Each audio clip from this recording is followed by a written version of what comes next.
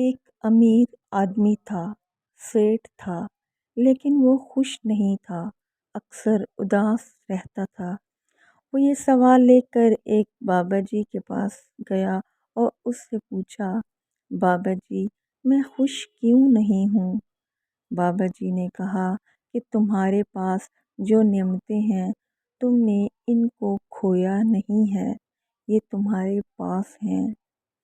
تمہیں نعمتوں کے کھو جانے کے بعد ان کی واپسی کا تجربہ ہی نہیں ہوا، تمہیں نعمتوں کی قدر و قیمت کا اندازہ ہی نہیں ہے، تم ان کو ایز گرانٹیڈ لے رہے ہو۔ تم ان نعمتوں کی قدر و قیمت کا اندازہ لگاؤ، اگر یہ تم سے چھن جائیں تو تمہاری حالت کیسی ہو؟ بابا جی نے کہا، آنکھ کتنی قیمتی ہوتی ہے، ناک کتنا اہم ہوتا ہے، ٹانگیں، گردے، پھیپھڑے کتنی بڑی نعمتیں ہیں۔ یہ تمہیں یا ہمیں اس وقت پتہ چلتا ہے جب یہ ہمارے پاس نہیں ہوتی، ہم ان کی واپسی کے لیے کفر تک چلے جاتے ہیں۔ اس لیے شکر ادا کیا کرو۔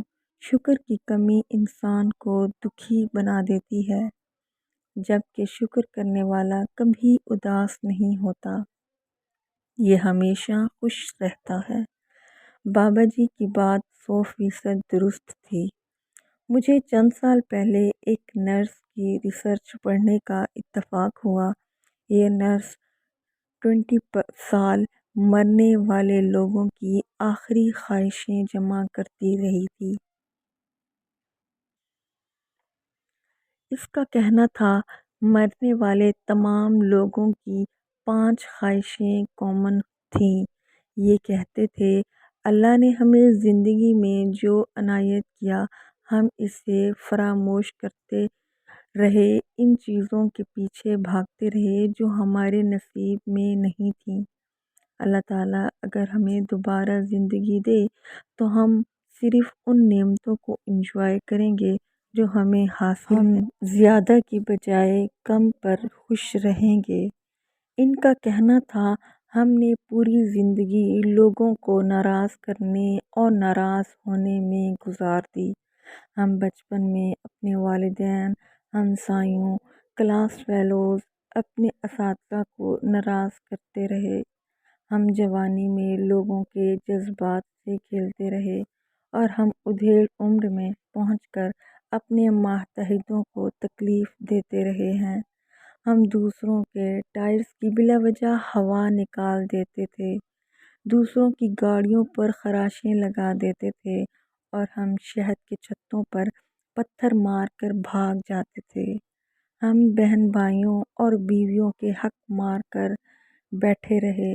ہم لوگوں پر بغیر تصدیق کے الزام لگاتے رہے۔ ہم نے زندگی میں بے شمار لوگوں کے کیریئر تباہ کر دیے۔ ہم اہل لوگوں کی پروموشن روک کر بیٹھے رہتے تھے اور ہم نے نااہل لوگوں پر پروموٹ کرتے رہتے تھے۔ اگر ہمیں دوبارہ زندگی مل گئی تو ہم عمر بھر کسی کو تکلیف نہیں دیں گے، نہ ہم کسی سے ناراض ہوں گے اور نہ ہی کسی کو ناراض کریں گے۔ زندگی کی آخری سیڑھی پر بیٹھے لوگوں کا کہنا تھا، ہماری مذہب کے بارے میں اپروچ بھی غلط تھی۔ ہم زندگی بھر لوگوں کو مذہب کی بنیاد پر تقسیم کرتے رہے۔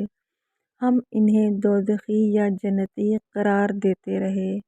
ہم مسلمان ہیں تو ہم باقی مذاہب کے لوگوں کو کافر سمجھتے رہے، اور ہم اگر یہودی یا عیسائی ہیں تو ہم نے زندگی بھر مسلمانوں کو برا سمجھا۔ ہم آج جب زندگی کی آخری سانسیں گن رہے ہیں تو ہمیں محسوس ہوتا ہے کہ دنیا کا ہر شخص ایک ہی جگہ سے دنیا میں آتا ہے اور وہ ایک ہی جگہ واپس جاتا ہے۔ ہم ماں کے پیٹ سے پیدا ہوتے ہیں اور قبر کے اندھیرے میں پہنچ جاتے ہیں۔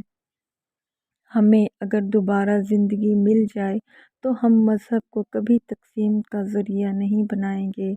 ہم مذہب کی بنیاد پر لوگوں کو آپس میں توڑیں گے نہیں۔ ہم لوگوں کو جوڑیں گے۔ ہم دنیا بھر کے مذاہب سے اچھی عادتیں، اچھی باتیں کشید کریں گے اور ایک گلوبل مذہب تشکیل دیں گے۔ ایک ایسا مذہب جس میں تمام لوگ اپنے اپنے عقائد پر کاربند رہ کر ایک دوسرے کے ساتھ زندگی گزاریں گے تاکہ دنیا میں مذہب کی بنیاد پر کوئی جنگ نہ ہو سکے۔ آخری سانسیں گنتے لوگوں کا کہنا تھا، ہم نے زندگی بھر بہت وقت ضائع کیا۔ ہم پوری زندگی بستر پر سو کر چھت ناپتے رہے، ہم کرسیوں پہ بیٹھ کر جمائیاں لیتے رہے، ہم ساحلوں کی ریت پر لیٹ کر خواہش کرتے رہے۔ ہم نے اپنی 2/3 زندگی فضول ضائع کر دی۔ اگر ہمیں دوبارہ زندگی مل جائے تو ہم زندگی کے ایک ایک لمحے کو استعمال کریں۔ ہم کم سوئیں گے، کم کھائیں گے اور کم بولیں گے۔ ہم دنیا میں ایسے کام کریں گے جو دوسرے انسانوں کی زندگیوں کو آسان بنائیں، جو محروم لوگوں کو فائدہ پہنچائیں۔ اور زندگی کی آخری سیڑھی پر بیٹھے لوگوں کا کہنا تھا، ہم عمر بھر پیسہ خرچ کرتے رہے لیکن ہم اس کے باوجود اپنی کمائی کا صرف 70% خرچ کر سکے۔ ہم چند دنوں میں دوزخ یا جنت میں ہوں گے لیکن ہماری کمائی کا 70% حصہ بینکوں میں رہ جائے گا، یا پھر یہ دولت ہماری نالائق اولاد کو ورثے کے طور پر مل جائے گی۔ ہمیں اگر دوبارہ زندگی مل جائے تو ہم اپنی دولت کا 70% حصہ ویلفیئر پر خرچ کریں گے۔ ہم مرنے سے پہلے اپنا پیسہ چیریٹی کریں گے۔ یہ مرنے والوں کی زندگی کا حاصل تھا۔ زندگی میں خوشی حاصل کرنے کے 5 راز بھی ہیں۔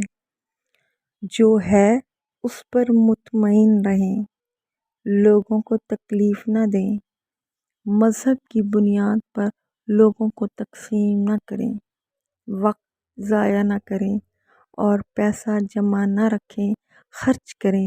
یہ زندگی میں خوشی کے 5 راز ہیں، مگر آپ بدقسمتی کا ملاحظہ کیجئے، انسان جب تک زندہ رہتا ہے اسے یہ راز سمجھ نہیں آتا۔ ہم انسان یہ راز اس وقت سمجھتے ہیں جب ہم موت کی دہلیز پر کھڑے ہوتے ہیں، جب ہمارے ہاتھ سے زندگی کی نعمت نکل رہی ہوتی ہے۔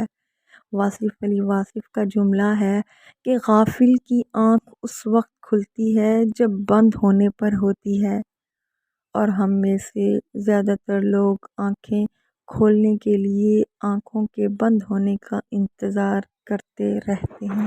ویڈیو اچھی لگی ہو تو لائک کریں، چینل کو سبسکرائب